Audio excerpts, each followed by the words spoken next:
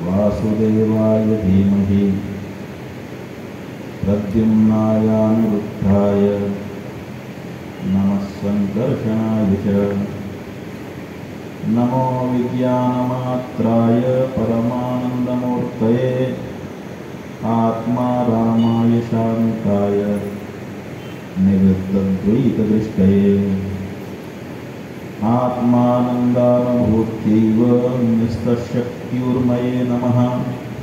ऋषिकेशाय महते नमस्ते विश्वमूर्तये। यस्मिन्निदं यतश्चेदं तिष्ठत्यप्येति जायते मृण्मयुष्यमृत्यातिस्तस्मै ते ब्रह्मणे नमः। ॐ नमो भगवते महापुरुषाय महानुभावाय महाविभूतिपतये सकलसात्वतपरिपीडनिकरकरकमलकुड्मलोपलालितचरणारविन्दयुगल परमपरमेश्चिन्नमस्ते। श्रीराम जय राम जय जय राम।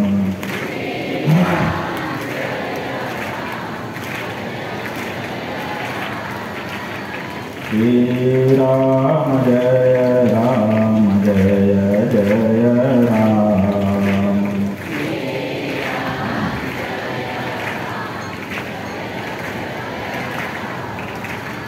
धर्म की अधर्म का प्राणियों में विश्व का गौ माता की गंगा माता की भारत माता की भागवत भगवान की ब्रह्मलिंदी पीठाधीश्वर गुरुदेव भगवान की नमः। पार्वती पतये हर हर महादेव।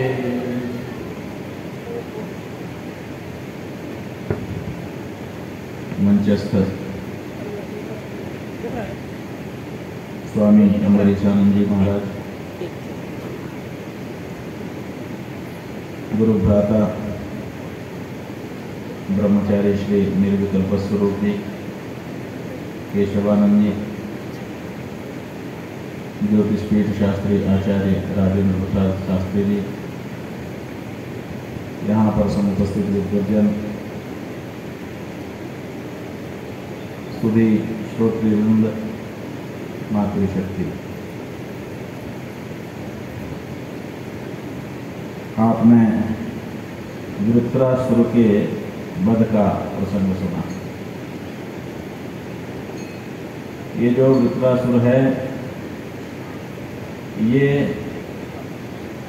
मरकर भगवान में विलीन हो गए। बात क्या थी?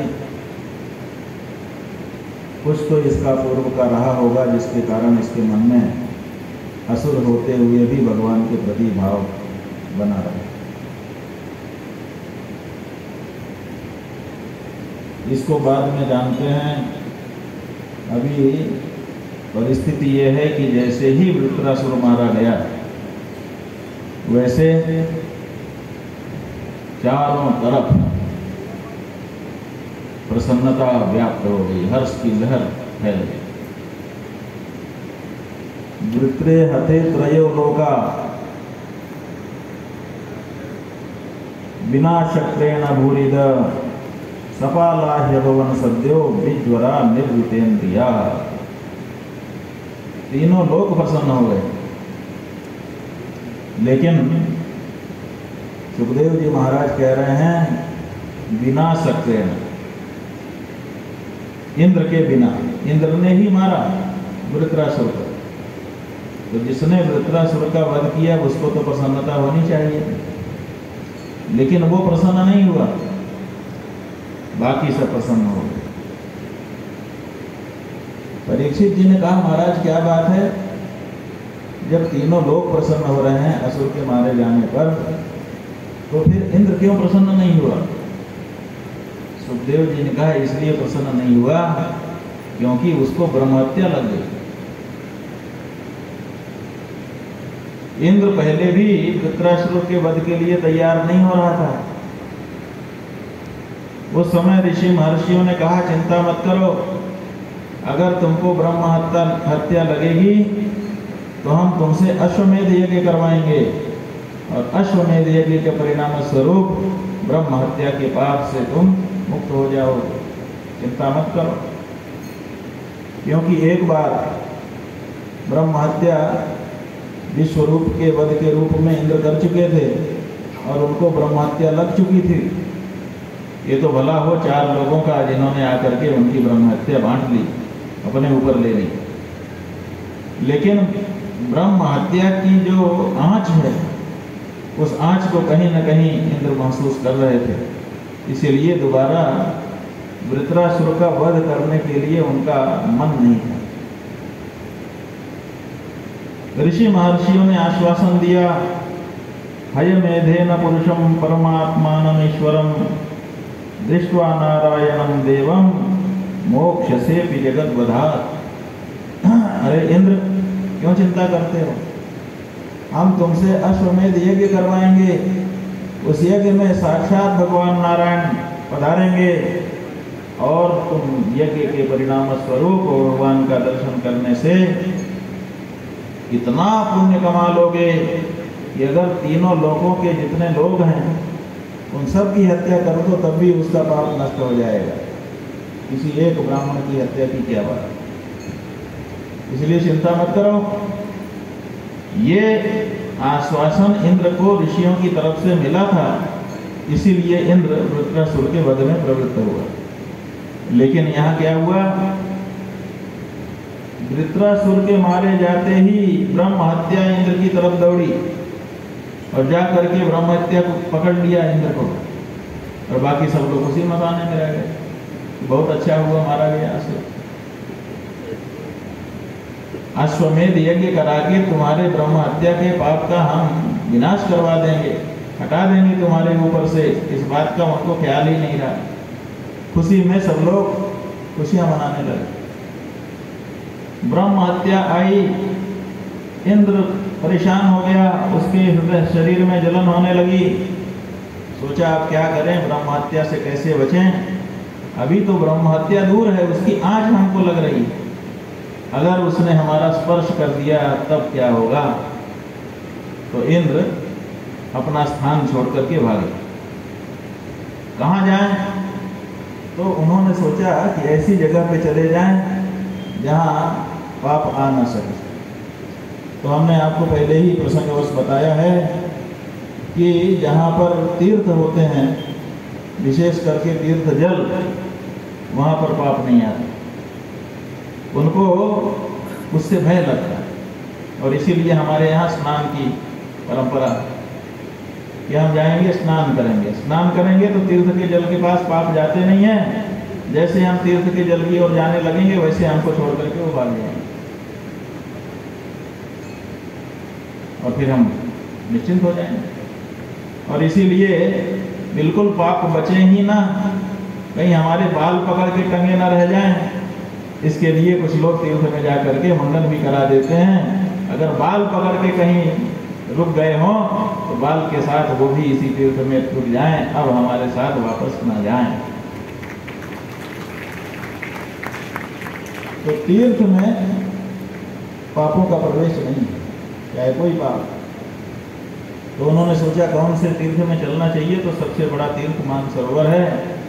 तो मानसरोवर की ओर भागे और जा करके मानसरोवर के बीच में जो कमल थे, उन्हीं कमल की नाल के अंदर जो रेशे होते हैं, उन्हीं रेशों में जा करके इंद्र छिप गए। और वहीं छिपे छिपे सोचने लगे कि ब्रह्म हत्या के पाप से मेरा छुटकारा कैसे होगा, कैसे होगा, चिंतन करें। लेकिन कुछ सोचता नहीं था। हाँ, इतना अवश्य था कि ब्रह्म हत्या उनके पास नहीं जा पा रही। क्यों? क्योंकि तीर्थ में जा नहीं सकती। लेकिन अब दूसरी समस्या हो गई। जो पापाग्नि है, उस पापाग्नि से तो रक्षा हो गई, लेकिन जठराग्नि का क्या हो? वो तो अपने अंदर ही फिट है। अब जब अपने स्थान पर देवता होते हैं तो जो लोग उनके लिए अग्नि में आहुति देते हैं, अग्नि पत्नी स्वाहा उनको ले जाकर के पहुंचा देती है, देवताओं को उससे तृप्ति हो जाती है।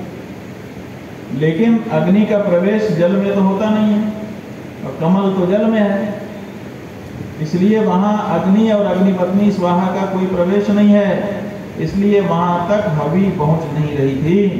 इसलिए इंद्र को भूख लग गई। अब भूख से परेशान हो गए। कहते हैं ना कि कुएं से निकले तो खाई में अटक गए, परेशानी हो गई, क्या कर सकते थे।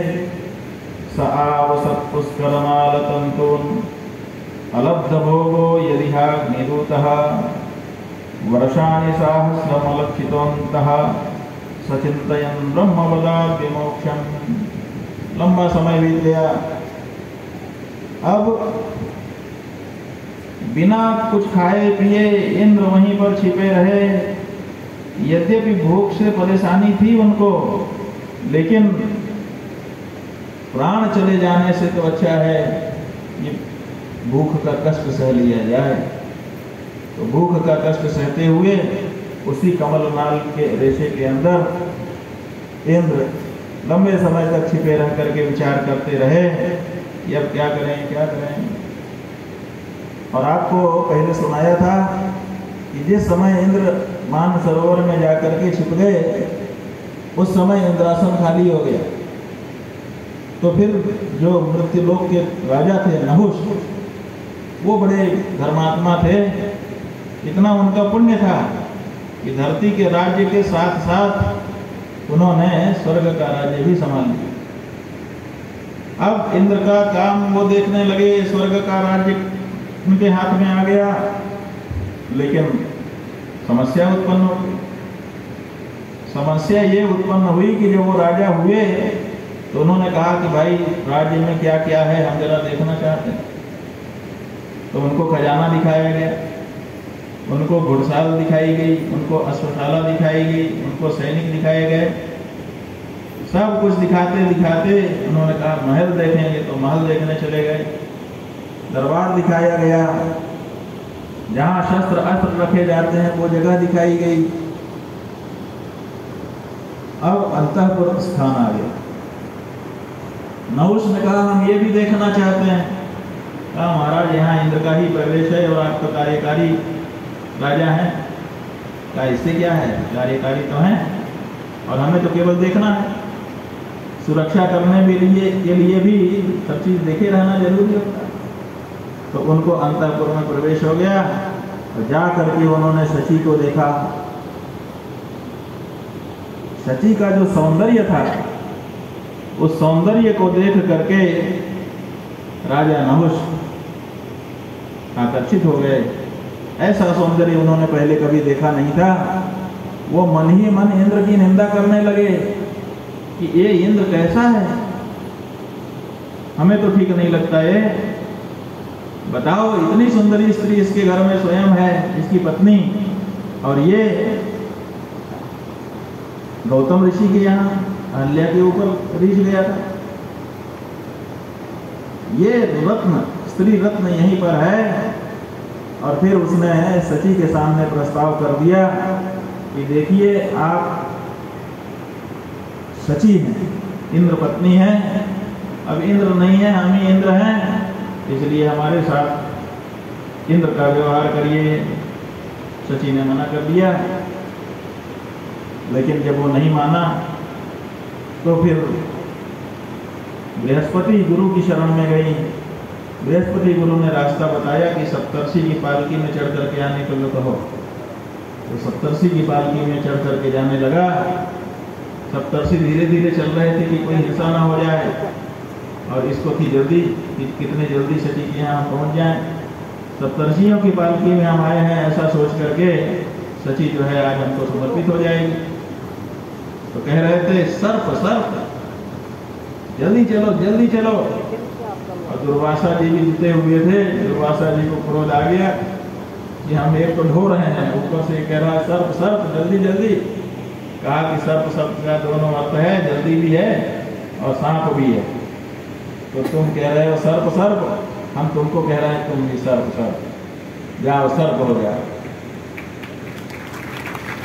तो राजा नहुष जो इतने प्रतापी थे कि वो स्वर्ग का राज्य भी देखने लग गए थे, वो सर्प बन करके जंगल में जाके अजगर बन के पड़ गए। उनको जल्दी थी तेज चलने की, अब अजगर बन करके पड़ गए तो अब चलना ही बंद हो गए, एक जगह पड़े रहो, न कोई तुमको उठाएगा न तुम खुद चल पाओगे। ये तो इधर की स्थिति हुई। इधर क्या हुआ कि इंद्र एक तो मानसरोवर में रह रहा था, पवित्र स्थान, और दूसरे उपवास कर रहा था। भले मजबूरी का उपवास था, लेकिन उपवास तो हो ही रहा। तो उपवास करने से, निरंतर सच्चिंतन से और मानसरोवर जैसे तीर्थ में निवास से इंद्र के अंतःकरण की पवित्रता हो गई। कमलासना भगवती कमल में विराजती हैं, उनकी अभिरक्षा में था, निराहार रह रहा था, निरंतर भगवान का ध्यान कर रहा था, और मानसरोवर के पास ही कैलाश, तो भगवान शिव का सान्निध्य भी कहीं न कहीं वहां पर उपलब्ध था। ये सब होने के कारण ब्रह्म हत्या इंद्र के पास तक नहीं जा सकी, बहुत प्रयास किया। इधर क्या हुआ कि नहुष का पतन हो गया, तो बृहस्पति ने सोचा कि अब बहुत हो गया, अब अपने शिष्य पर दया कर देनी चाहिए। तो गए, शची को उन्होंने आश्वासन दिया, शची चिंता मत करो, कोई दूसरा आकर के इंद्र बने और फिर तो तुमको धर्म संकट में डाले, ये ठीक नहीं होगा, हम इंद्र को बुलाए लेते हैं। तो इंद्र के पास गए, कहा इंद्र निकल जाओ, मैं आ गया बृहस्पति। इंद्र ने सुना, बड़े प्रसन्न हुए, निकल करके आए, चरणों में गिर गए। महाराज मुझसे गलती हो गई थी, मैं ऐश्वर्य के मद में मत्त हो गया था। ये ऐश्वर्य है ही ऐसा नशा कि इसमें बड़े बड़ों का दिमाग खराब हो जाता है महाराज, मेरी क्या गलती। और फिर आप तो गुरु जी थे, आपको हमको ठीक कर लेना चाहिए। कहा वही तो किया है, ठीक ही तो किया है, कितने दिन तक तुमको उपवास रह करके पश्चाताप की आग में जलना पड़ गया, अब तुम शुद्ध होकर के निकल करके आ गए हो, चलो फिर से तुम्हारा अभिषेक होगा, राज्य स्वीकार करो। और फिर अश्वमेध यज्ञ कराया। सवै त्वाष्ट्रवदो भूयान अपि पापचयो नृप, नीतस्ते नैव शून्याय निहार इव भानुना। जैसे सूर्योदय होने से निहार माने कोहरा कट जाता है, ऐसे ही अश्वमेध यज्ञ से पाप कट गया और इंद्र सुरक्षित हो गए। परीक्षित ने पूछा, महाराज ये तो बात समझ में आ गई, लेकिन महाराज एक बात जो पहले हम पूछना चाहते थे वो नहीं समझ में आई। ये वृत्र जो है ये तो असुर था, असुर होने पर भी इसकी भगवान के चरणों में इतनी प्रीति कैसे थी कि मरने से पहले वो भगवान की आराधना कर रहा था, भगवान का ध्यान कर रहा था। मरने से उसको कोई पीड़ा भी नहीं अनुभव हो रही थी। वज्र हाथ से गिर गया इंद्र के, तो खुद उठा करके उसके हाथ में पकड़ा दिया कि यह मत चूकिए, मार ही दीजिए। ऐसा कौन होता है? सबके देह परम प्रिय स्वामी, जो भी जिस देह में रहता है उसी देह से उसको प्यार हो जाता है। कोई देह को नहीं छोड़ना चाहता, क्योंकि देह ही प्राकृत विषयों के भोगने का एकमात्र साधन है। अगर देह को छोड़ देंगे तो प्राकृत भोग भोगना मुश्किल हो जाएगा। आत्म स्वरूप का आनंद अलग वस्तु है और प्राकृत भोग अलग वस्तु है। प्राकृत भोग की इच्छा के कारण ही तो जीव शरीर में प्रविष्ट हुआ है। अगर शरीर को ही छोड़ देगा तो फिर प्राकृत भोग भोग नहीं सकेगा, क्योंकि ये सबसे बड़ा साधन है उन भोगों को भोगने का। इसीलिए अपने शरीर को सब बनाए बचाए रखना चाहते हैं। तो महाराज वृत्रासुर, असुर तो देहात्मवादी होते हैं, अपने देह को सुरक्षित रखना चाहते हैं। जितने भी असुर हुए हैं तपस्या करके जब अवसर आता है वरदान मांगने का तो बाकी कुछ नहीं मांगते, बाकी तो कहते हैं हम अपने पौरुष से ले लेंगे, बस हमारा ये शरीर सुरक्षित रहे, मरे ना हम। तो मरने से बचते हैं और यहाँ वृत्रासुर अपनी मृत्यु का वर्ण कर रहा है। तो ये जो असुर स्वभाव है उसके विपरीत बात है, इस बारे में हमको बताइए। और महाराज उसके मन में भगवान के प्रति भक्ति ये कैसे जाग सकती है? ये भक्ति तो बड़ी दुर्लभ है, सबको मिलती नहीं है। जिसका अंतःकरण पवित्र हो गया हो, निरंतर तपस्या करते हुए, अथवा भगवान की कृपा जिसके ऊपर हो गई हो, उसी को ये मिल सकती है, दूसरे को मिल ही नहीं सकती है। तो उसके अंतःकरण में ये भक्ति का प्रादुर्भाव आखिर हुआ तो कैसे हो गया? सुखदेव जी कहते हैं, सुनो, जो बात मैंने सुनी है वो तुमको सुनाता, और सुनी है ऐसा मान करके उसको कम मत समझना बात को, क्योंकि एक व्यक्ति से नहीं सुनी। मेरे पिताजी स्वयं वेद व्यास जी, उनसे मैंने इस बात को सुना। यही बात नारद जी ने प्रसंग विशेष होने पर हमको बताया, और देवल नाम के जो ऋषि हैं उनसे भी मैंने यही बात जैसी की तैसी सुनी है। और अनेक लोग जब किसी बात को यथावत कहते हैं तो उसमें फिर शंका नहीं रह जाती। कहा महाराज वो बात सुनाइए। आसीद राजा सार्वभौमः शूरसेनेषु वै नृप चित्रकेतुरिति ख्यातो यस्यासीत् कामदुर्मही। शूरसेन नाम का एक देश है, वहां पर एक राजा रहता था। ये मत समझना कि केवल शूरसेन का राजा था, राजा तो सार्वभौम था, रहता शूरसेन देश में। सारे संसार में उसी का एक छत्र साम्राज्य चलता था, और उसके साम्राज्य की विशेषता क्या थी? कामदुर्मही, पृथ्वी से जो चाहो वही दूर लो। जैसे पृथु राजा के समय में गौ का रूप धारण करके पृथ्वी आई थी और जिसको जो चाहिए था उसने दो लिया, ऐसे ही इस चित्रकेतु नाम का जो राजा था, इसके राज्य में भी पृथ्वी काम दुधा थी, जो चाहो दो लो। बड़ा प्रतापी राजा। इसी से अंदाजा लगा लीजिए, क्योंकि बटलोई का एक चावल हाथ में लेके हमारी माता दबाती है और पूरे चावल के बारे में अनुमान कर लेती है कि क्या स्थिति होगी सबकी। वैसे एक बात बताते हैं, इसी से उसके ऐश्वर्य का अनुमान लगा लीजिए। उसकी 1 करोड़ रानियां थीं। कितनी? 1 करोड़। 1 करोड़ स्त्रियों का पति था। तस्य भार्या सहस्राणाम सहस्राणि दशा भवन शांतानि कश्चापि नृपो न लेभे तासु संततिम। उसके पास एक बड़ी संपदा थी, स्त्री संपदा, 1 करोड़। लेकिन एक चीज का अकाल भी था, और वो अकाल क्या था? संतान एक भी नहीं थी। स्त्रियां 1 करोड़ और संतान एक भी नहीं। क्यों? उसमें कुछ कमी थी? क्या कमी नहीं थी? शांतानिकश्चापि नृपो, उस नृप के अंदर संतान उत्पन्न करने की क्षमता थी, फिर भी संतान नहीं हो रही थी। एक के बाद एक विवाह करता चला गया, लेकिन संतान नहीं हुई तो नहीं हुई। 1 करोड़ स्त्रियां हो गई। जब नहीं होना होता है तो नहीं ही होता है। इसलिए कोई सोचे कि मैं प्रयास कर लूंगा, प्रयास से नहीं होता, होना होता है तभी होता है। इसी बात का ये संभवतः उदाहरण है। इतने विवाह कर लिए संतान की इच्छा में, लेकिन संतान का सुख नहीं मिला, निराश होने लगा।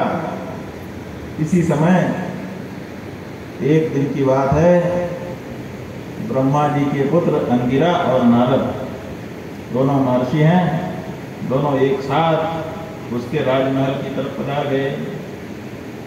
और जब चित्रकेतु राजा ने सुना कि नारद जी और अंगिरा ऋषि दोनों एक साथ हमारे नगर में पधारे हैं, तो आगे बढ़ करके उनका भव्य स्वागत किया, ला करके उनको आसन पर बैठाया, पैर धोए, आरती उतारी, जय जयकार हुई, और फिर उनके चरणों के पास उनके चरणों को पकड़ करके जमीन में ही राजा बैठ गए।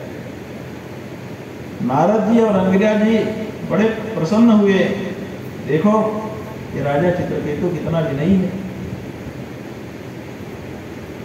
अंगिरा ऋषि ने नारद जी से कहा कि देखिए विनयी तो है, लेकिन लगता है कि इसको कुछ समस्या है, क्योंकि ज्यादा विनय जब कोई दिखाए तो समझना चाहिए कि कुछ उसके मन में बात है। तो पूछ ही लेते हैं, क्यों राजा साहब, सब ठीक है, कोई समस्या तो नहीं है? बस इतना कहना ही तो था। आंखों से आंसू बहने लगे। महाराज क्या बताएं, बस एक ही कमी है, संतान चाहिए, संतान नहीं। ततः पाहि महाभाग पूर्वैः सह गतं तमः यथा तरे मदुस्तारं प्रजया तद विदेहिना। महाराज आप ही कुछ कृपा करिए, हमको कम से कम संतान तो हो जाए। नारद जी ज्ञान देने लगे कि क्या करोगे संतान, किम प्रजया करिष्यामः, क्या हो जाएगा, जिनके संतानें हो गई हैं उनका क्या हो गया, कुछ हो जाता है क्या? इसलिए इसमें मत करो, इस जीवन का जो परम लक्ष्य है उसको प्राप्त करने का प्रयास करो। कहा महाराज परम लक्ष्य क्या है? कहा परमात्मा की प्राप्ति। कहा पुत्र की प्राप्ति तो हो नहीं रही है, परमात्मा की प्राप्ति आप बता रहे। जिसको जो चाहिए उसी से उसको प्रसन्नता होती है महाराज। जो बच्चा है उसको खिलौना चाहिए, उसको FDR नहीं चाहिए। आप 1 करोड़ का FDR कागज उसको ले जाके दे बेटा, तो वो एक तरफ फेंक देगा, और 20-25 रुपए का खिलौना रंग बिरंगा ले जाके झुंझुना पकड़ा दें तो बहुत प्रसन्न हो जाए। तो महाराज मेरे मन में बालक की इच्छा है, आप परमात्मा दे रहे हैं, अगर दे सकते हैं महाराज तो हमको बस वही हालत हो गई जैसे आत्मदेव ब्राह्मण गया था, दंडी सन्यासी आ गए अम्बरीशानंद जी, और उसको कहने लगे कि मत मांगो पुत्र। वो क्या बोला? वो बोला कि मैं तो समझता हूँ कि पुत्र बिना जीवन नीरस है, पुत्र पौत्र समन्वित जो घर है वही तो जीवन का आनंद है। महाराज आप सन्यासी हो गए हो, लगता है ब्रह्मचारी से सीधे सन्यासी हो गए, इसलिए आपको इस बात का अनुमान नहीं है। एक पुत्र तो अति आवश्यक है, इसलिए अगर आप दे सकते हैं तो पुत्र दीजिए। ऐसे ही राजा चित्रकेतु कहता है कि महाराज अगर दे सकते हैं तो एक पुत्र दीजिए बस, और कुछ दूसरे उपदेश की आवश्यकता नहीं। नारद जी चुप हो गए, उनको तो बहुत ठीक नहीं लगी बात, लेकिन अंगिरा ऋषि कुछ व्यवहारिक है। उन्होंने कहा नारद जी थोड़ा सा मैं बात करता हूँ। कहा राजन तुमको क्या चाहिए? कहा हमने तो बता दिया, बस संतान की कामना है और कुछ नहीं।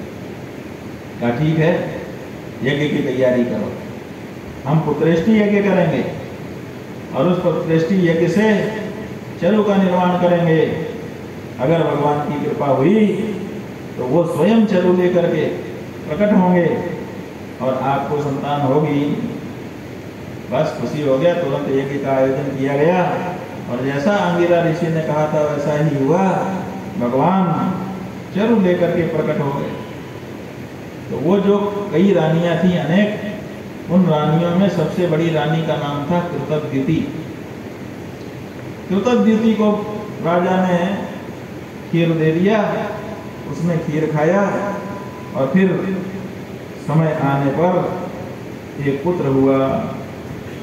लेकिन उस पुत्र को होने के पहले यज्ञ करा करके चरु खिला करके अंगिरा जी और नारद जी चले गए।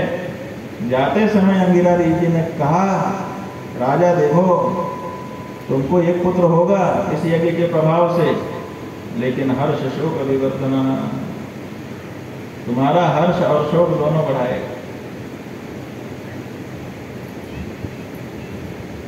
अब राजा ने सुना ही नहीं। राजा ने पहला ही वाक्य सुना कि तुमको एक पुत्र होगा, इतना सुनकर के इतना मगन हो गया कि बाद में हर्ष शोक विवर्धन होगा ये सुन ही नहीं पाए। अंगिरा ऋषि कह करके चले गए, नारद जी भी साथ में चले गए। इधर कृतदिति ने समय पर एक सुंदर बालक का प्रसव किया। चारों तरफ आनंद हो गया, बधाइयां बजने लगी। राजा ने स्नान किया। हृष्टो राजा कुमारस्य स्नातः शुचिरलंकृतः वाचयित्वाशिषो विप्रैहि कारयामास जातकम्। राजा ने स्नान किया, अलंकार धारण किए और आकर के ब्राह्मणों को बुलाया, स्वस्ति वाचन करवाया और फिर लोगों को दान करने लगा। जात कर्म संस्कार के अनंतर खूब दान दिया। कितना दान किया का वो भी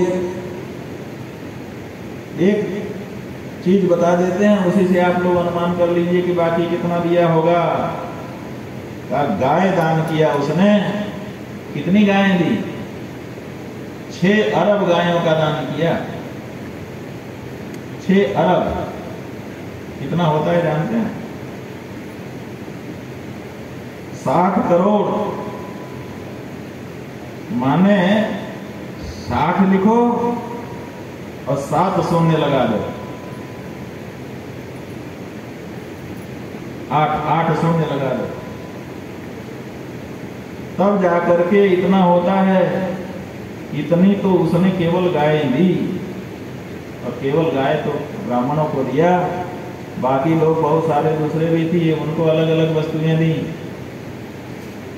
किसी को चांदी दिया, किसी को सोना दिया। ववर्षकामम अन्येषाम पर्जन्य इव देहिनाम। जैसे बादल बरसता है तो पूरे इलाके में एकदम बाढ़ आ जाती है, पानी बहने लगता है। खेत में पानी बरसता है तो पूरा खेत उतना संभाल नहीं पाता, वो आगे बढ़ा देता है कि और देखो भाई, किसी और को चाहिए तो ले लो, हमारे लिए तो इतना काफी है। उसी तरह से जब राजा चित्रकेतु दान करने लगे तो जिसने जितना लिया उतना रखने की उसके पास व्यवस्था नहीं थी, उसने और आगे बढ़ा दिया। ऐसे ही राम जी के जन्म के प्रसंग में तुलसीदास जी वर्णन करते हैं, सर्वस दीन दान दीन सब काहू और जेहि पावा राखा नहीं था। इस तरह से चलने लगा। अब इधर उस बालक के प्रति बड़ा स्नेह राजा के मन में, रानी के मन में हो गया। अब उनके और कोई काम ही नहीं रह गया, केवल बालक, वही बालक उसी के आगे पीछे घूमते रहते थे। जब कोई वस्तु बड़ी कठिनाई से मिलती है तो उसके प्रति हमारा मन बहुत अधिक आदर वाला हो जाता है। रानी कृतदिति और राजा चित्रकेतु दोनों उसी बालक के आसपास घूमते रहते। राजा या तो रानी तो बालक के पास रहती ही थी, तो बालक को पूरा समय देते थे। बाकी रानियों के पास जाना उनका छूटने लगा। बाकी रानियों ने यह समझा कि अब तो केवल कृतदिति का ही महात्म्य है, हमारी तो उपेक्षा हो गई। हाय, बहुत हमारे साथ बुरा हुआ। राजा अब केवल कृतदिति को ही रानी समझते हैं, हमको तो सेविका भी नहीं समझते। ये सब कैसे हो गया? अरे कहा, इसमें कोई बहुत बड़े गणित गुणा की जरूरत है। अरे उसको बेटा हुआ है। कहा हाँ, बिल्कुल सही कहती हो बहन, ये बेटा हो गया इसीलिए उसका मान बढ़ गया और इसीलिए हमारा मान कम हो गया। ये सारी समस्या की जड़ ये बेटा है। जब तक बेटा नहीं था तब तक सब ठीक। इसका मतलब क्या हुआ? इसका मतलब यह हुआ कि 1 करोड़ रानियां थी और सांतानिका, राजा सांतानिक था, उसमें संतान उत्पन्न करने की क्षमता विद्यमान थी, फिर भी संतान नहीं हो रही थी क्योंकि लानिया बनी रहनी चाहिए, वही नहीं संतान उत्पन्न कर रही। ये तो अंगिरा ऋषि के प्रसाद से उसको पुत्र उत्पन्न हो गया, लेकिन हो जाने पर अब सबके मन में सौतिया डाल हो गया। अब सारी रानियां इकट्ठा आपस में मिल गई। एवं संधीयमानानां सपत्न्याः पुत्र संपदा राज्यो सम्मत वृत्तीनां विद्वेषो बलवान हो। उनके मन में बड़ा विद्वेष उत्पन्न हो गया। अब क्या करें? और वो जो विद्वेष मन में उत्पन्न हुआ उसका परिणाम क्या हुआ? विद्वेष नष्टमतयः। विद्वेष क्या करता है? हमारी बुद्धि को नष्ट कर देता है। कामात् संजायते क्रोधः, क्रोधात् भवति सम्मोहः, सम्मोहात् स्मृति विभ्रमः, स्मृति भ्रंशात् बुद्धिनाशः। बुद्धि का नाश हो जाएगा। तो इनका बुद्धि का नाश हो गया और इन सब ने मिलकर के एक योजना बना ली और गरम ददुकुमाराय, सब ने मिलकर के उस बालक जो उत्पन्न हुआ था इतने परिश्रम के बाद उसको विष दे दिया। अब वो बालक विष पी करके मर गया। उसकी माँ कृतज्ञता समझ रही है कि आज दूध ज्यादा पी लिया था इसलिए देर तक सो रहा है, तो उसके पास नहीं जा रही है कि कहीं बेटे की नींद न खुल जाए। मैं थोड़ा दूर से ही, लेकिन बार बार चेहरा देखने का मन करता है, पास में जाके चेहरा देखना चाहती है, लेकिन कहीं नींद न खुल जाए इसलिए दूर रह रही। लेकिन जब बहुत ज़्यादा देर हो गई तब उसके मन में शंका हुई कि इतनी देर तक कैसे सो रहा है। तो उसने भाई को कहा कि देख तो। जैसे उसने जाकर के देखा तो पाया कि चेहरा तो नीला पड़ चुका है, बच्चे को तो विष दिया गया है। जैसे ही सुना कि अब मेरा बेटा विष के प्रभाव में आ गया है और अब उसके प्राण नहीं रहे हैं, रानी तो बेहोश होकर के धरती पर गिर गई। उसके वस्त्र इधर उधर हो गए, आभूषण छिटक गए, चारों तरफ रोना पीटना मच गया।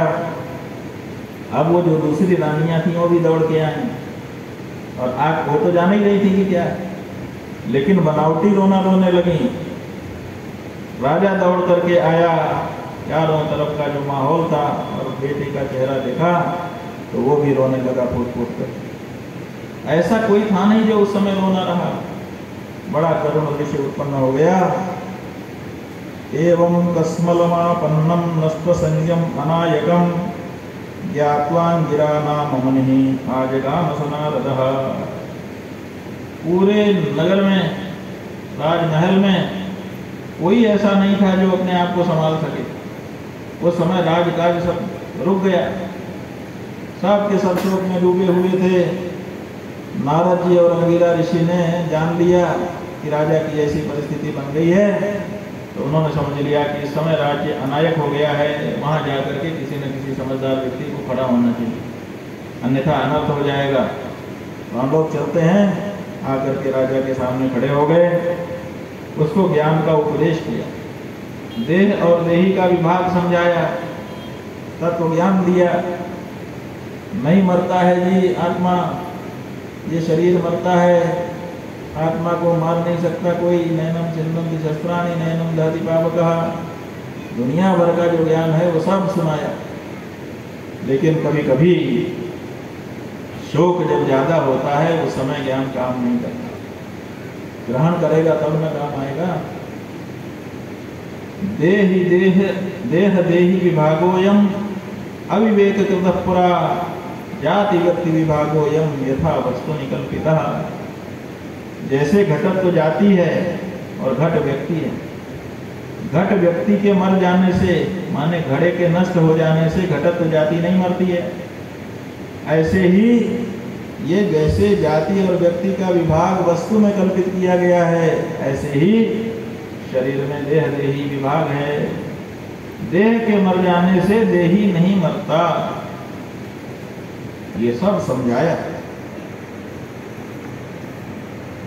ज्ञान के प्रबोध से किसी सांत्वना देने वाले के पास में आकर के खड़ा हो जाने से चित्रकेतु का शोक कुछ कम तो हुआ, लेकिन पूर्णतया नष्ट नहीं हुआ। कहने लगा, आप लोग कौन हैं? ऐसे विषम समय में आप लोग कहाँ से आ गए? कहा, अरे तुम पहचान नहीं रहे, हम हैं अंगिरा और ये है नारद जी। हम ही लोग तो कुछ दिन पहले यहाँ पर आए थे, आपने हमारा स्वागत सत्कार किया था, उसी समय हम आपको ज्ञान देना चाहते थे। नारद जी तो बोल भी रहे थे, लेकिन आप उस समय समझने को तैयार नहीं थे। इसीलिए उस समय हमने जानबूझ करके आपकी कामना की पूर्ति करवा दी थी। आज आपको शोक में डूबा हुआ देख करके हम लोग आए हैं। अब हम चाहते हैं कि तुमको जो हम लोग देना चाहते हैं वही तुम स्वीकार करो। हम तुमको ज्ञान देना चाहते थे, तुम पुत्र के ऊपर अड़े हुए थे, अब पुत्र मिल गया ना। पुत्र मिलने के बाद की क्या हालत है देख रहे हो। जब पुत्र नहीं मिला था तब ठीक थे, अब तो पुत्र मिलने का परिणाम यह है कि तुम राजकाज भी छोड़ चुके हो। इसलिए इसमें अभिमति को त्याग दो और सुनो, केवल पुत्र ही नहीं, एवं दारा विहारायो विविधैश्वर्य संपदः शब्दादयश्चर्षयाः चला राज्य विभूतयः महीम राज्यं बलं कोशो भृत्या मात्या सुहृज्जनाः सर्वे विसूदशयने में शोकमोहभयार्तिराः। राजन, केवल बेटा नहीं, अभी बेटा मरा है तो दुखी हो रहे हो, कल को पत्नी मरेगी तो दुखी हो जाओगे, कल को घर टूटेगा, गिर जाएगा भूकंप आने पर तो दुखी हो जाओगे, अगर कोई चोर डकैत आकर के धन लूट के ले चला गया तब दुखी हो जाओगे, कहीं से तुम्हारे ऐश्वर्य में कोई कमी आ जाएगी, लांछन प्रवंचना लग जाएगी तब दुखी हो जाओगे, कोई गलत शब्द सुना देगा तो दुखी हो जाओगे, कोई दुर्गंध फैला देगा तो दुखी हो जाओगे। हर चीज में तो दुख ही दुख है। जो कुछ तुम्हारे पास है ये सब चीजें तुमको दुख देने के लिए, शोक मोह भयार्ति, शोक देने के लिए, मोह देने के लिए, भय देने के लिए, आरती माने दुख देने के लिए ये सब चीजें हैं। इसलिए इनसे सुख पा जाओगे, ऐसा जो तुम्हारा सोचना है वो सोचना पूरी तरह से गलत सिद्ध हो गया। अगर इनसे सुख मिलने वाला होता तो इतना बड़ा तुम्हारा राज्य था, इतना बड़ा तुम्हारा कोष था, इतनी बड़ी तुम्हारी पत्नियों की फौज थी, पुत्र भी हो ही गया था, इन सबसे तुम सुखी हो सकते थे। लेकिन कहाँ सुखी हुई? 1 करोड़ स्त्री होकर के भी सुखी नहीं हो पाया व्यक्ति। लोग सोचते हैं कि 1-2 हो जाएंगी तो हम सुखी हो जाएंगे, वो करोड़ भी हो जाएंगी तो नहीं सुखी होगे। क्यों? क्योंकि दूसरी कोई इच्छा रहेगी जो नहीं है, उसी के बारे में सोच सोच करके तुम दुखी रहोगे। इस संसार में जो लोग हैं, हम और आप जो बैठे सुन कह रहे हैं, जो हमारे पास है उसके लिए कभी धन्यवाद भगवान को देते हैं, उसका कभी सुख मनाते हैं? जो हमारे पास नहीं है उसी के लिए कोसते रहते हैं कि मुझे ये क्यों नहीं दिया, मुझे ये क्यों नहीं दिया। अरे बहुत कुछ तुमको दिया हुआ है, उसकी तो तुम गिनती ही नहीं कर रहे हो। जो नहीं दिया बस उसी की बार बार याचना करते हो। यही तो हमारा तुम्हारा हाल है। तो ये जितनी चीजें हैं ये सब दुख देने वाली हैं, और गंधर्व नगर की तरह से। गंधर्व नगर जो है वो कल्पित है, बस दिखा देता है कि है, होता कुछ नहीं समझते। गंधर्व नगर तो सपना तो समझते हो ना, सपने में बहुत कुछ दिख जाता है, वो सब सही होता है क्या? जो सपने में जैसे दिखता है और सच नहीं होता, ऐसे ही ये जागने का भी जो है ये भी सही नहीं है, ये भी सपना ही है। सपना तो सपने में सपना है, ये तो असल सपना है।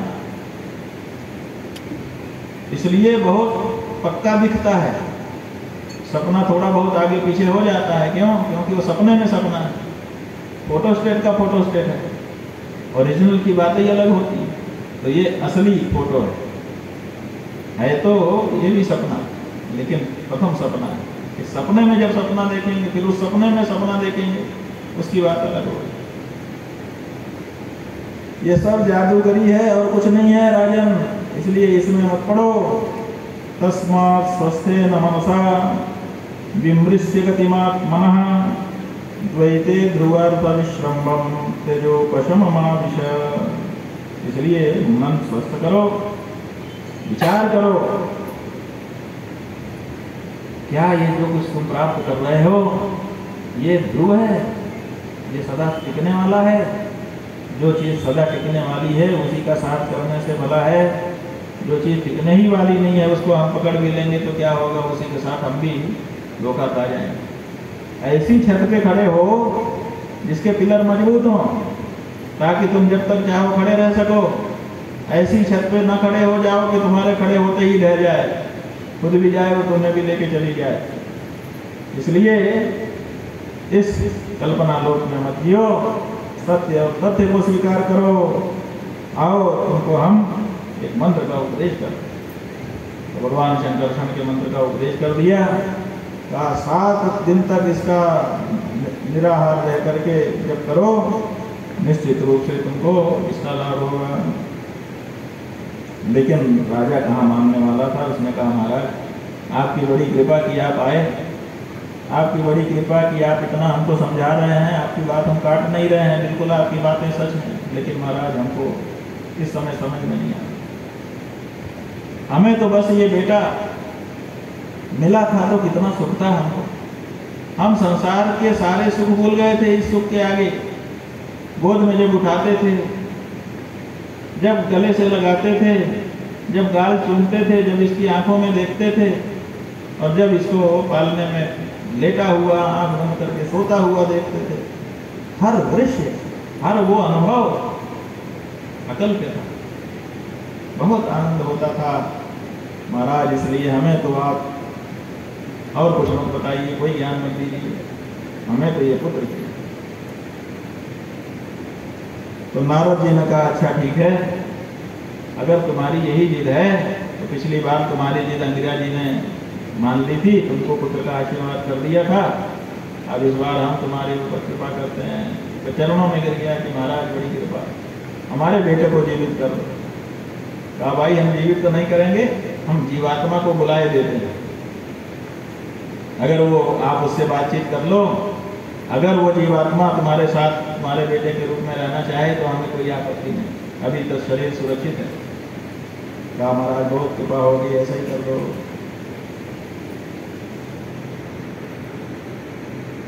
जीवात्मा को बुलाया गया। आज भी प्लान चेक पर कुछ लोग आह्वान कर देते हैं, जीवात्माओं को बुला देते हैं बात करने के, और किसी किसी के शरीर में मृतात्मा आकर के बात करने लगती। तो मृतात्मा आ गई, कहा बोलो भाई ये तुम्हारे पिताजी हैं, इनसे जरा बातचीत करो, जो ये कहते हैं उसको सुनो समझो। कहा ठीक है बात कराइए। तो राजा बोला बेटा, तो जीवात्मा बोला कि आप कौन से मेरे पिताजी हैं, क्योंकि मैंने तो जब से ये सृष्टि आरंभ हुई है अनगिनत माता पिता देख लिए। एक शरीर छोड़ता हूँ दूसरे में जाता हूँ, दूसरा छोड़ता हूँ तीसरे में जाता हूँ, तीसरा छोड़ता हूँ चौथे में जाता हूँ। कभी देवता बना, कभी कीड़ा मकोड़ा बना, कभी मनुष्य भी बना, कभी पशु पक्षी बना। कौन से वाले माता पिता हैं आप लोग बताइए। तस्मिन् जन्मन्यमी मह्यम पितरो मातरो भवन कर्म विभ्राम्यमानस्य देवतिर्यंग्रियोनिषु। आप लोग हमारे किस जन्म के माता पिता हैं, कृपा करके बताइए। मैं तो जाने कितनी योनियों में अभी तक जा चुका, जाने कितने मेरे माता पिता कहे जा सकते हैं। मैं किसी माता पिता को नहीं जानता। जब तक जिस योनि में था तब तक उस योनि के अनुसार व्यवहार किया। जैसे ही उस शरीर को छोड़ा उस शरीर के सारे संबंधों को भी मैंने छोड़ दिया। अब ना तो मुझे उन शरीरों की याद आती है और ना उन शरीर के संबंधियों की कोई याद आती है। इसलिए मुझे पता नहीं है। और जहाँ जहाँ मैंने जन्म लिया, जिन शरीरों में मैं गया, उन सभी शरीरों में मेरे कुछ मित्र बन गए, मेरे कुछ शत्रु बन गए, मेरे कुछ अपने कुछ पराये हो गए, कुछ मध्यस्थ हो गए, कुछ तटस्थ हो गए, कुछ उदासीन हो गए। हर शरीर में ये होता रहा। तो किन किन शरीरों के मित्रों को याद करूं, किन किन शरीरों के शत्रुओं को याद करूं, इतना सब विस्तार है कि उनको याद करना ही सिर दर्द हो जाता है। इसलिए अब उनको याद करने का कोई मतलब नहीं। अगर न समझ में आ रहा हो तो उदाहरण से बता दूं। देखो, आप लोग जो भी हो समझ लो, आपके पास रुपया है?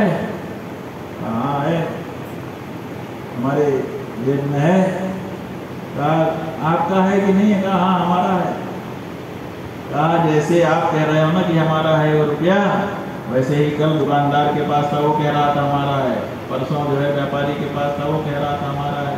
उसके पहले अमुक के पास, उसके पहले अमुक के पास। ये जो रुपया है छपने के बाद से कितने हाथों में गया, और जितने हाथों में गया, जिस समय जिसके हाथ में था वो उसको अपना मान रहे थे कि ये मेरा रुपया, ये मेरा रुपया, ये मेरा रुपया। लेकिन ये रुपया किसी का है? ये तो जिस समय जिसके हाथ में रहता है उस समय उसका होता है। उसके बाद उसका ध्यान भी नहीं करता कि हम किसके पास पहुंच गया। वही ऐसे ही सोना है, ऐसे चांदी है, ऐसे रुपया है, ऐसे ही जमीन है, ऐसी ही बाकी चीजें हैं। जिस समय जिसके पास होती हैं उसी की होती है, और जिस समय उसके पास से हट जाती हैं उसके बाद पलट करके उसको देखती नहीं है। फिर जिसके पास है उसी की सेवा करती हैं। तो जैसे ये रुपया, जैसे धन संपत्ति हाथ बदलते ही रहते हैं, लेकिन जिसके हाथ में होते हैं उससे कोई ममत्व नहीं करते। उसी तरह से ये जीव है, ये असंग है, ये नित्य है, ये किसी का नहीं है, और जिस समय जिसके पास है उसी का। इसलिए हमारे पास जब तक नोट है तब तक हमारा है। अगर कोई लेके ऐसे कोना भी फाड़े तो हमको यहाँ फटने लगता है,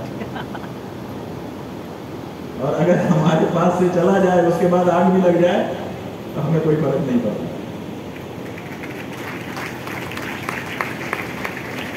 2000 का नोट हमारे पास है और मोदी जी ने बंद करवा दिया तो हमें दिक्कत होती है। और जैसे ही हमने जा करके बदला किसी से, उसके बाद हम खुश हो जाते हैं कि अब तो बिल्कुल बंद हो जाना चाहिए। मनाने लगते हैं कि बिल्कुल इसका तो बदला भी न जाए। तो रुपया जितने देर आपके हाथ में है बस उतनी देर आपका, उसके बाद फिर वो ना आपको सोचता ना आप उसको सोचते। उसी तरह से ये जीव जिस समय जिस शरीर में है उस समय उस शरीर का ही रहता है, लेकिन जैसे ही शरीर छोड़ा दूसरे शरीर में चला गया, अब उस शरीर के अनुसार सब कुछ सोचने लगेगा, वहीं का हो गया। इसलिए एवं योनिगतो जीवः सनित्यो निरहंकृतः यावद् यत्रोपलभ्येत तावत् स्वत्वं हि तस्य तत्। जिस समय जो शरीर उपलब्ध है उसी में उसका ममत्व होता है, उसके अलावा में उसका कोई ममत्व नहीं होता है। इसलिए महाराज, आप कौन से माता कौन से पिता हमें कोई मतलब ही नहीं है, हम जानते नहीं है आपको। इत्युदीर्य गतो जीवः, जीव ऐसा कह करके वहां से चला गया। जितने लोग सुन रहे थे सबको बड़ा विस्मय हुआ। राजा की भी विचार शक्ति जागृत हुई, स्नेह का बंधन कट गया, और पुत्र के मरने का शोक था वो भी जाता रहा। उसको बात समझ में आ गई, फिर उठा, उठ करके सब बच्चे के संस्कार संपन्न किए। इधर जिन रानियों ने बालक की हत्या की थी, हत्या तो कर दी सौतिया डाल में आकर के, लेकिन राजा की परिस्थिति देख करके उनके मन में भी ग्लानि उत्पन्न हो गई। वो आगे आई, आगे आकर के राजा के सामने खड़ी हो गई। राजन, हमसे बड़ी भूल हो गई, ये बेटा मरा नहीं, इसको मारा गया है। और आप पूछेंगे किसने मारा, आप पूछे और कोई बताए इससे पहले हम स्वयं बता देना चाहते हैं, राजन हमने ही इसको मार दिया। अब राजा ने समझा कि ये क्या बात, रानियों को यमुना किनारे भेज दिया, जाओ बाल घात का प्रायश्चित करो, और खुद जैसे कोई अंधेरे कुएं से उछल करके बाहर निकल के आ जाए, ऐसे ही ये जो घर गृहस्थी का अंधेरा कुआं था उससे निकल करके बाहर आ गया। जैसे कोई हाथी दलदल में फंसा हुआ हो और अचानक दूसरा कोई हाथी आ करके उसको सूंड पकड़ करके खींच ले और बाहर निकाल ले, ऐसे ही राजा इस दलदल से निकल करके बाहर आ गया। यहाँ कोई दूसरा आपका दुश्मन नहीं है। इस संसार में आप सोचते हैं कि कोई दूसरा होगा जो हमारा दुश्मन है, कोई आपका दूसरा नहीं है दुश्मन। जो आपके हैं वही आपके दुश्मन हैं, दूसरे को आपसे क्या लेना देना है। आपके दुश्मन आपके लोग हैं।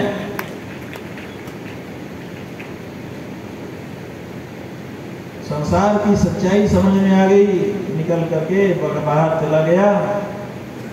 नारद जी से दीक्षा लेकर के केवल जल पी करके 7 दिन तक उनके द्वारा उपदिष्ट मंत्र जपता रहा, और इस तरह से उसको विद्या प्राप्त हो गई। चित्रकेतिस्तु विद्यां तां यथा नारद भाषितं धारयामास वक्ताहं अभक्ष्यस्व समाहितः। केवल जल पीते हुए 7 दिन तक वो जब करता रहा, परिणाम स्वरूप उसको विद्याधरों का अखंड आधिपत्य प्राप्त हो गया। विद्या के जब से विद्याधर बन गया, और फिर और भी निर्मल अंतःकरण होने पर शेष भगवान के चरणों तक पहुंच गया। शेष भगवान के दर्शन करने से तो वो सर्वथा निष्पाप हो गया, हृदय में भक्ति का संचार हो गया। शेष भगवान की स्तुति करने लगा, स्तुति से शेष भगवान प्रसन्न हुए। कहा कि देखो नारद जी ने तुम्हारे ऊपर बड़ी कृपा की, उनका दिया मंत्र अब तुमको सिद्ध हो चुका है, जाओ हम अपनी ओर से भी तुमको भगवान की भक्ति का वरदान दे रहे हैं, शीघ्र ही तुमको परमात्मा की प्राप्ति हो जाएगी। यही विद्याधर नाम का चित्रकेतु, जो चित्रकेतु था विद्याधर बन गया। एक बार ऐश्वर्य हो गया, विद्याधरों का राजा हो गया, विमान में बैठ करके घूम रहा था। एक दिन इसने देखा कि देवताओं की सभा लगी हुई है और बीच में भगवान शिव विराजमान, तो सोचा कि मैं भी चलता हूँ। वहाँ पहुँचा तो देखा कि भगवान शिव ने भगवती पार्वती को गोद में बैठाया था और एक हाथ से उनका आलिंगन भी किया हुआ। तो इसके मन में मोह जागृत हो गया, ये कहने लगा, उपहास करने लगा, ये देखो ये भगवान ज्ञान के देवता हैं शंकर, ज्ञानम इच्छेत तु शंकरा। किसी को ज्ञान की इच्छा हो तो इनका भजन करो, इनका ज्ञान देख लो।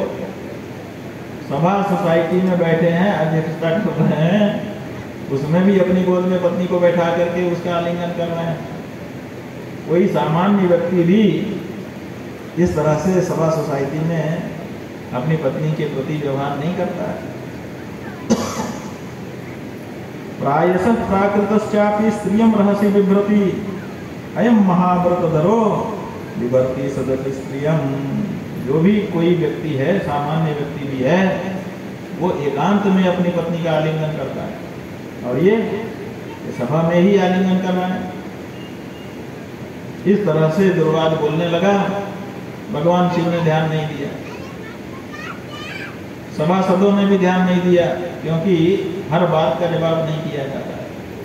बात बोलने वाले में कुछ तत्व हो तो उसका जवाब किया जाए।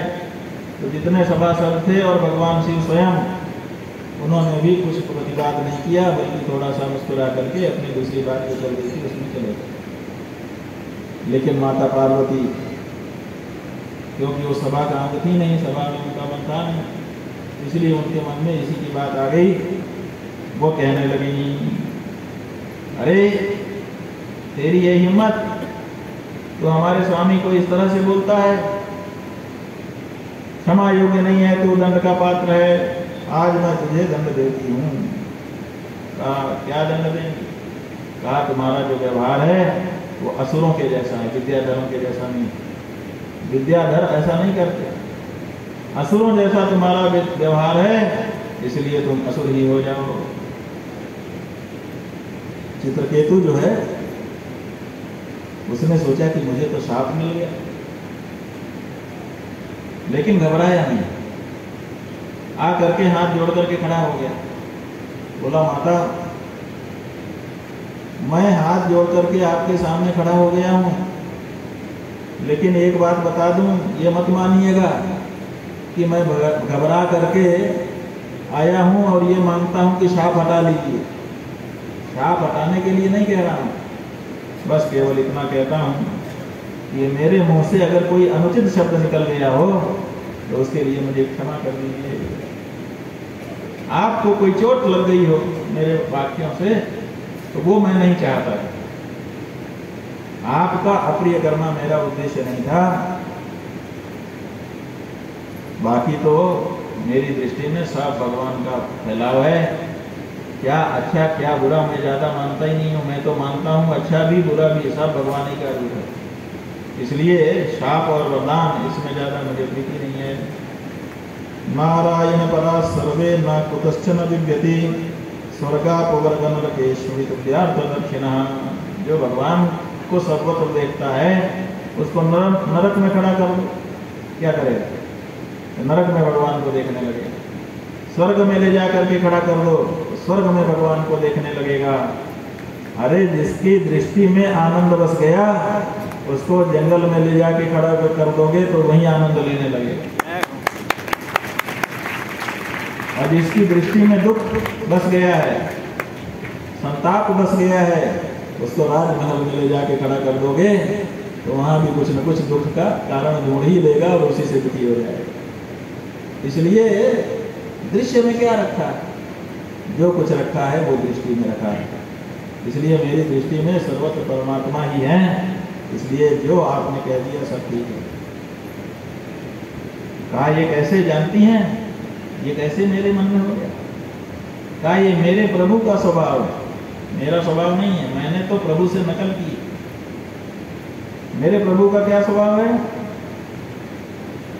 नहीं यस्यास्ति प्रिय कश्चित ना प्रिय स्वपरो विवा आत्मत्वात् सर्वभूतानां सर्वभूत प्रियो हरि। मेरे जो भगवान है ना, मेरे भगवान का ये स्वभाव है कि ना तो उनको कोई प्रिय और ना तो उनको कोई अप्रिय, ना कोई अपना है और ना कोई पराया है। का तब क्या है? कोई संबंध रखते हैं कि नहीं? का आत्मत्वात् सर्वभूतानां, सब प्राणियों में आत्मस्वरूपता वो देखते हैं, सबको अपना स्वरूप ही समझते हैं, अपने से भिन्न मानते ही नहीं। अपने से भिन्न माने तब ना अपना पराया सोचे। वो किसी को अपने से भिन्न समझते ही नहीं है। इसलिए सर्वभूत प्रियो हरि, सबको प्यार करते हैं। और कितना प्यार करते हैं? कितना प्यार करते हैं भगवान? कहा जितना व्यक्ति स्वयं को करता है, आप जितना खुद को प्यार करते हो समझ लो कि भगवान उतना ही आपको प्यार करते हैं। क्यों? क्योंकि भगवान आपको अपनी आत्मा ही समझते हैं, अपने से अतिरिक्त समझते ही नहीं। इस तरह से उसने शाप को अंगीकार कर लिया और इसी शाप के परिणाम स्वरूप जब त्वष्टा ने गुस्से में आकर के यज्ञ कुंड से एक ऐसा पुत्र उत्पन्न करना चाहा जो इंद्र का वध करने वाला हो, तो क्योंकि आसुर भाव था उनका, गुस्से में यज्ञ कर रहे थे, इसलिए जो बालक होना था वो आसुर भाव का होना था। और इसको असुर भाव के लिए भगवती पार्वती का श्राप हो चुका था। इसलिए यही चित्रकेतु आकर के वृत्रासुर के रूप में वहां पर प्रकट हो गया था। यही वृत्रासुर था चित्रकेतु। लेकिन भगवान की कृपा से इसको ज्ञान बना हुआ था। ये वृत्रासुर के पूर्व जन्म का वृत्तांत था। 12 आदित्य हुए कश्यप ऋषि से अदिति के, उनमें से आपने त्वष्टा का चरित्र सुना। त्वष्टा माने पहले विवस्वान, अर्यमा, उषा, फिर त्वष्टा। त्वष्टा के बाद पांचवें सविता हैं, उनका वंश सुन लीजिए। उनका विवाह पृष्णि से हुआ, 8 संतान हुई, सावित्री, व्याहृति, त्रयी, अग्निहोत्र, पशु, सोम, चातुर्मास्य और पंचमहायज्ञ। इसी तरह से अगली संतान हो गए भग, उनका विवाह सिद्धि से हुआ, 3 बेटा और 1 बेटी, महिमा, विभु और प्रभु, ये तो पुत्र हुए। और आशीष नाम की एक सुंदरी सदाचारिणी कन्या भी उत्पन्न हुई। अगले जो आदित्य हैं धाता, उनके 4 पत्नियां थीं, कुहू, सिनीमाली, रागा और अनुमति। कुहू से सायं, सिनीमाली से दर्श, रागा से प्रातः और अनुमति से पूर्णमास उत्पन्न हुए। अगले जो आदित्य हैं विधाता, उनका विवाह क्रिया से हुआ, पुरुष नाम के 5 अग्नि उनके पुत्र के रूप में उत्पन्न हुए। और जो अगले आदित्य हैं वरुण, उनका विवाह चर्षणी नाम की स्त्री से हुआ, उसी से भृगु उत्पन्न हुए। ये भृगु दोबारा जन्म, पहले ब्रह्मा पुत्र थे और बाद में चर्षणी से उत्पन्न हो गए। इन्हीं चर्षणी से वाल्मीकि जी उत्पन्न हुए। वाल्मीकि से उत्पन्न होने के कारण इनका नाम वाल्मीकि हुआ। वाल्मीकिश्च महायोगी वल्मीका दभवत् किल। अगले जो आदित्य हैं मित्र, उनकी पत्नी का नाम था रेवती। उससे 3 पुत्र उत्पन्न हुए, उत्सर्ग, अरिष्ट और पिपल। और इधर मित्र के साथ साथ उनके भाई थे वरुण। मित्रा वरुण दोनों ने उर्वशी को किसी समय देख लिया था और उनके तेज का स्खलन हुआ, जिसे घड़े में रखा गया था, उसे से वशिष्ठ और अगस्त्य की उत्पत्ति कही जाती है। इधर अगले आदित्य हैं इंद्र, उनका विवाह सची से हुआ, उनके 3 पुत्र उत्पन्न हुए। एक का नाम है जयंत, दूसरे का नाम है ऋषभ और तीसरे का नाम है मीठवान। और अगले आदित्य हैं भगवान वामन, 12 आदित्यों में अंतिम। इनका विवाह कीर्ति नाम की कन्या से हुआ। इनके पुत्र का नाम है बृहस्लोक और उस पुत्र के भी सौभग आदि अनेक पुत्र उत्पन्न हुए।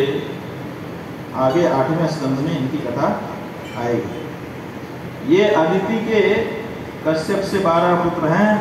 इन्हीं को आदित्य कहा जाता है और इन्हीं को देवता भी कहा जाता है। ये सब देव हो गए। अब कश्यप की दूसरी पत्नी थी दिति, उसका भी वंश सुन लीजिए।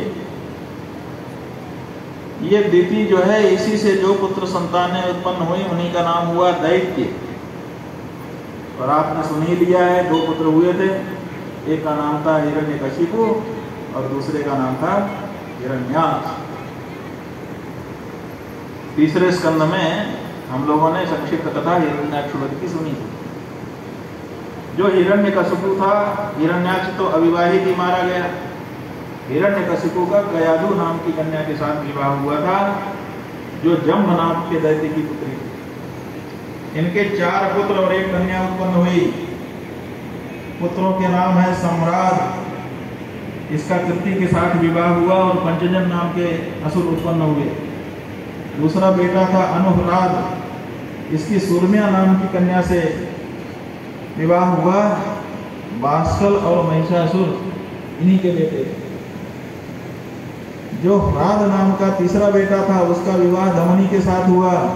इति से वातापी और इलवल, जिनको आतापी और वातापी कहते हैं, वो प्रकट हुए थे। बाद में अगस्त जी ने उनका नाश किया। आतापी मारितो येन वातापी के निपातितः समुद्र शोषितो येन समय गस्त्य प्रसिद्धतु। आज भी अगर किसी को भोजन पचाना हो, इसी मंत्र को पढ़ करके 3 बार अगर पेट पे हाथ घुमा दे तो उसका भोजन पच जाता है।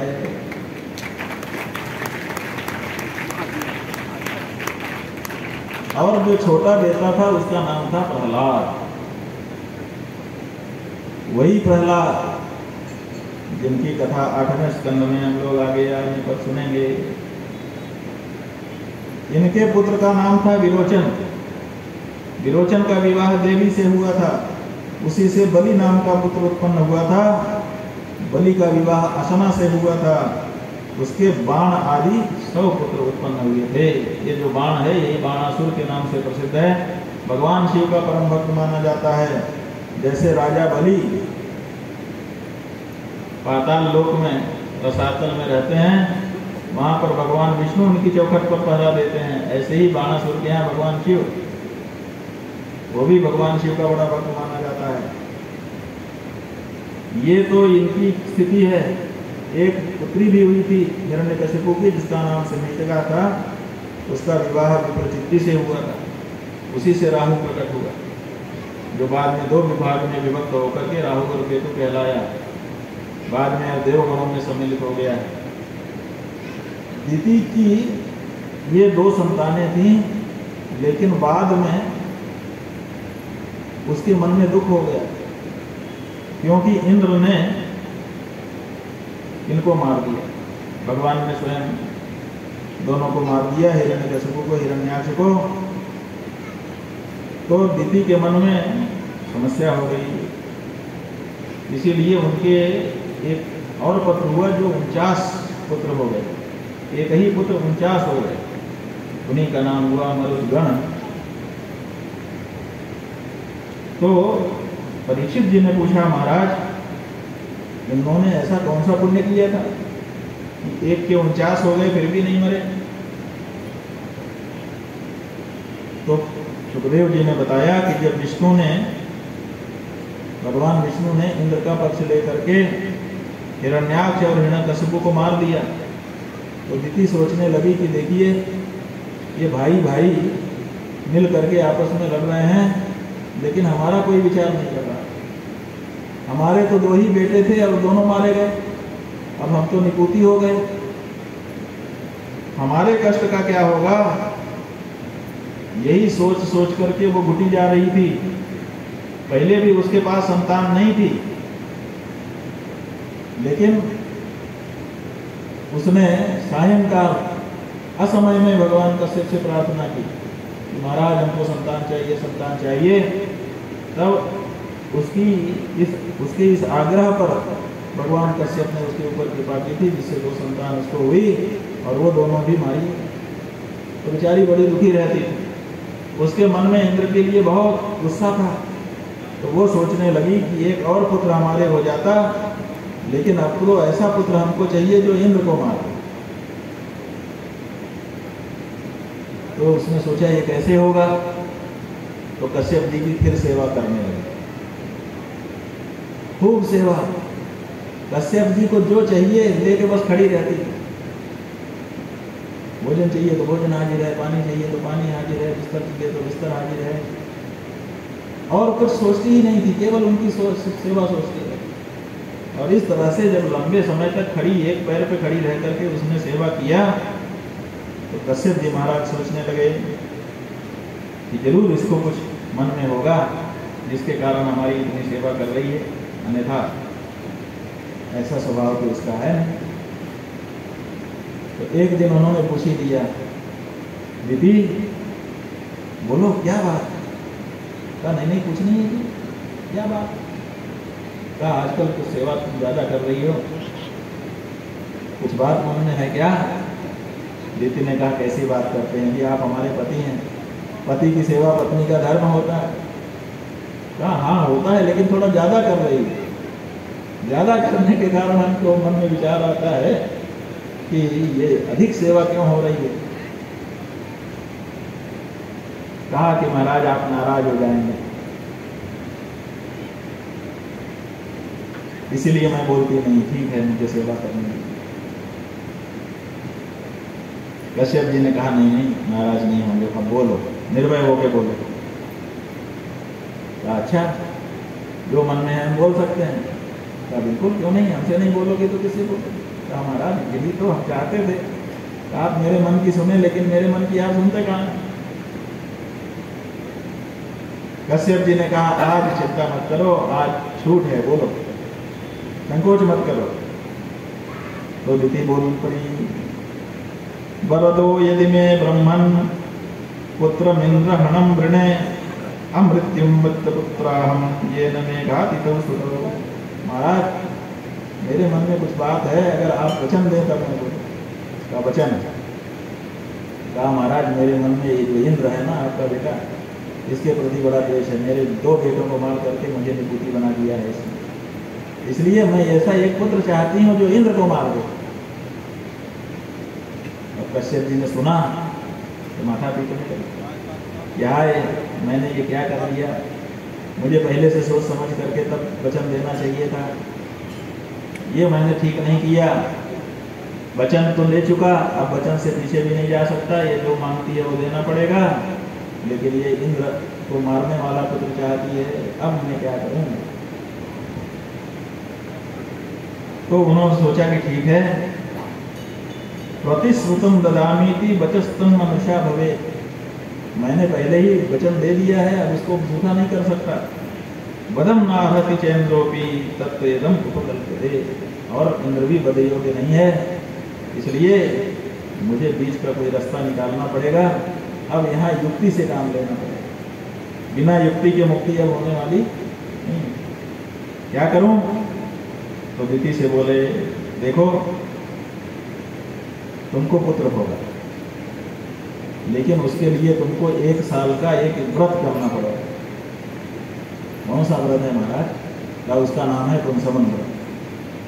तो तुमको 1 वर्ष का पुंसवन व्रत करना पड़ेगा, कर लोगी?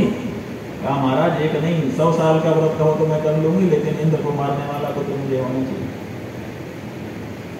अरे दीदी ऐसे मजाक मत समझो, बड़ा कठिन व्रत है, कर पाओगी? दीदी ने कहा महाराज आप मेरे ऊपर शंका करते, मैंने आपकी सेवा एक पैर पर खड़ी रह करके इतने दिन तक की, आपने कोई कमी पाया? मुझ में आलस्य है क्या? मुझ में प्रमाद है क्या? मैं क्या कष्ट सहने से भागती हूँ? मैं क्या दृढ़ संकल्प वाली नहीं हूँ?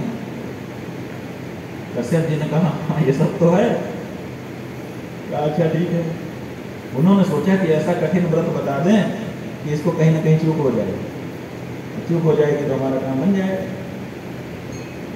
कहा पुत्रस्ते भविता भद्रे इंद्रहा देव बांधव संवत्सरम व्रतमिदं यदि अंजो धारयिष्यसि, यदि अंज धारण करोगे, बिना किसी त्रुटि के इसको पूरा कर पाओगे तो इंद्र को मारने वाला पुत्र तुमको हो जाएगा। कहा महाराज आप तो नियम बता दीजिए, व्रत में किन किन नियमों का पालन मुझे करना है और क्या क्या निषिद्ध है वो मुझे बता दीजिए, मैं पूरे दृढ़ता के साथ संकल्पबद्ध होकर के व्रत करूंगी।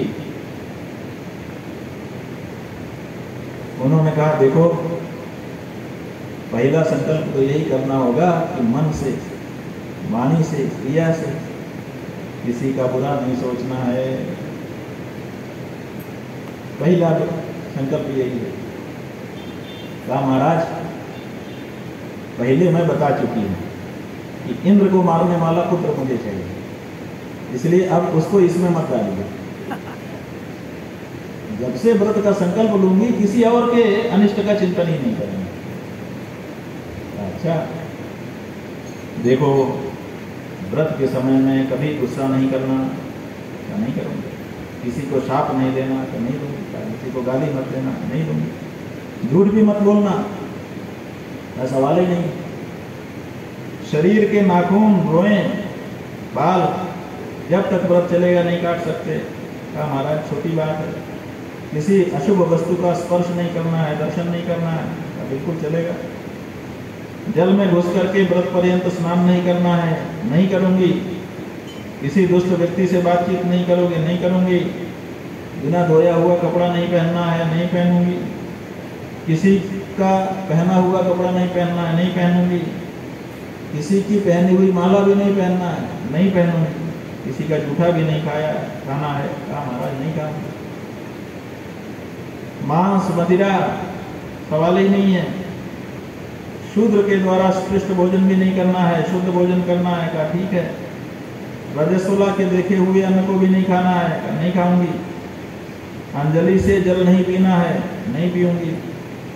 झूठे मुंह बिना आचमन किए संध्या के समय बाल खोल करके बिना श्रृंगार किए बिना चद्दर ओढ़े घर से बाहर नहीं निकलना है, बिल्कुल नहीं करूंगी, नहीं निकलूंगी। और सुनो, सोने तक में नियमों का पालन करना है। तो जागते के नियम बता दीजिए। सोने में क्या नियम है महाराज? बिना पैर धोए नहीं सोना, ठीक है। अपवित्र अवस्था में नहीं सोना, ठीक है। गीले पैर धो करके उसको पोंछ के सुखा के तो सोना है, ठीक है। उत्तर पश्चिम सिर करके नहीं सोना, ठीक है। दूसरे के किसी के साथ नहीं सोना, अकेले ही सोना है तो पर्यंत, ठीक है। नग्न होकर के नहीं सोना, ठीक है। और संध्या काल में नहीं सोना, ये भी ठीक है। महाराज और नियम का बाकी नियम शास्त्रों से देख लो। व्रत के जो होते हैं विशेष नियम हमने बता दिए। 1 वर्ष तक निरंतर इसका पालन करना है। बीच में एक बार भी अगर खंडित हुआ तो फिर अपेक्षित परिणाम नहीं मिलेगा। बड़ी दृढ़ निश्चयी थी, बड़ी दृढ़ता के साथ नियमों का पालन करने लगी। अब इधर इंद्र को पता चल गया कि हमको मारने वाला पुत्र उत्पन्न करने के लिए व्रत चल रहा है माता जी का। तो इंद्र माता के पास आ गया, दीदी माता मैं थोड़ा आपकी सेवा कर दूं। अब बेचारी अनिष्ट चिंतन कर नहीं सकती थी, इसलिए कहना पड़ा हाँ बेटा क्यों नहीं करो। अब इंद्र उनकी सेवा करने लगे।